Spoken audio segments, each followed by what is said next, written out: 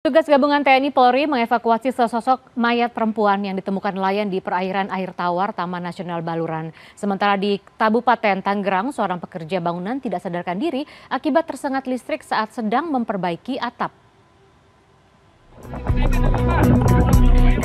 Sesosok mayat wanita ditemukan nelayan mengapung di perairan Air Tawar, Taman Nasional Baluran, Situbondo, Jawa Timur, Kamis siang.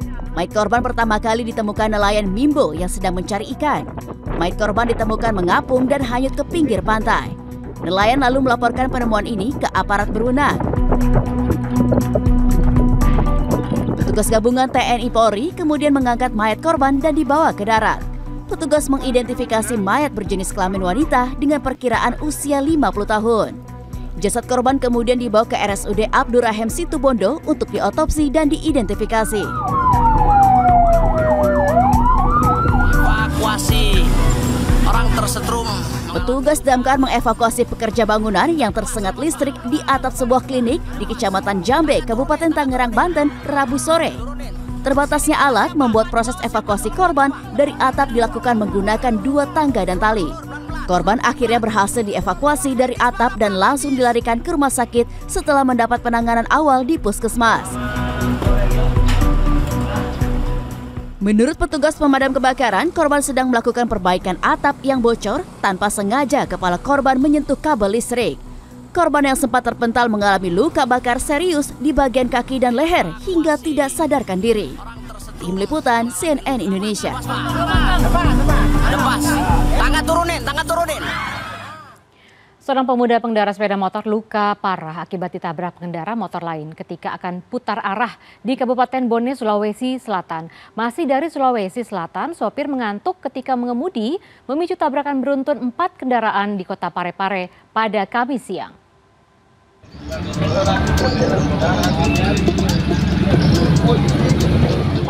Tabrakan antara mobil pickup bermuatan durian, 1 minibus dan 2 sepeda motor ini terjadi di Jalan Agus Salim, Kota Parepare, Sulawesi Selatan, Kamis siang. Aibda Aswar, Bintara Unit Gakum Satlantas Polres Parepare menyebut, tabrakan beruntun terjadi karena sopir mobil pickup mengantuk. Kerasnya benturan membuat minibus ringsek dan kedua sepeda motor rusak parah karena terlindas pickup. Tidak ada korban jiwa maupun luka dalam peristiwa ini.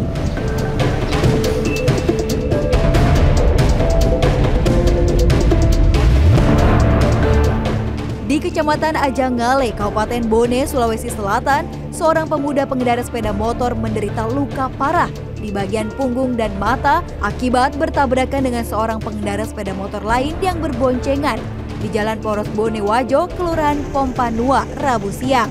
Dari pemeriksaan saksi dan lokasi kejadian, Polsek Ajangale menyatakan kecelakaan bermula ketika korban hendak putar arah.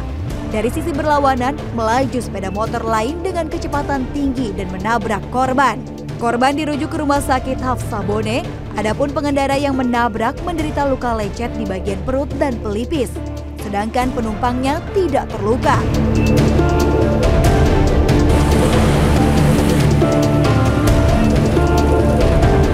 Di Surabaya, sebuah mobil SUV ringsek akibat menabrak sepeda motor di kawasan Mer, Jalan Insinyur Soekarno pada Rabu sore. Selain membuat bagian depan rusak parah, tabrakan juga membuat ban belakang bagian kanan SUV terlepas. Adapun pengendara sepeda motor terluka parah dan dirawat di Rumah Sakit Dr. Sutomo, Surabaya. Menurut saksi, mobil SUV mengebut ketika melintas persimpangan Jalan Kalijudan.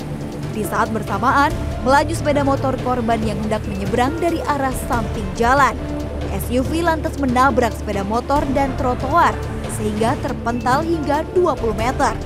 Pengemudi SUV yang menderita luka lecet sempat dirawat di Rumah Sakit Mitra Keluarga. Tim Liputan CNN Indonesia.